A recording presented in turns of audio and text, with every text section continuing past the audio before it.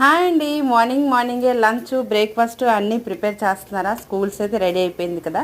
ఈరోజు కూడా నేను లంచ్ బ్రేక్ఫాస్ట్ అన్నీ కూడా చూపిస్తాను. లంచ్ అయితే ముందు బీరకాయ శనగపప్పు కర్రీ అయితే వండుతున్నాను. బీరకాయలు ముందు కట్ చేస్తాను, శనగపప్పు కొంచెం ఉడకబెట్టేసి రెడీగా పక్కన పెట్టాను.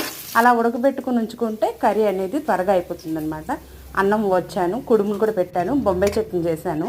పిల్లలు అయితే తినేస్తున్నారు. టిఫిన్ ఒక ఇచ్చేసాను వాళ్ళకి. ఈ లంచ్ ప్రిపేర్ అయితే చేస్తున్నాను బాక్సుల కోసం. కూర అయితే రెడీ చేస్తున్నాను అనమాట. చాలా సింపుల్గా చేసేస్తానండి. నేను ఏ వంట అయినా కూడాను ఎక్కువ ప్రాసెస్ అయితే ఉండదు. రెగ్యులర్గా మనం ఎలా తింటూ ఉంటామో తక్కువ స్పైసెస్ తోటి, అలాగే నేను వెజిటేరియన్ అయితే అలాగే చేస్తాను. ఎక్కువ ఉప్పు కారం మసాలాలు అలాంటి ఏమి వేయను. నాన్ వెజ్కి అయితే తప్పదు, ఖచ్చితంగా వేయాలి. అలా వేస్తేనే కదా నాన్ వెజ్ టేస్ట్ అనేది ఉంటుంది.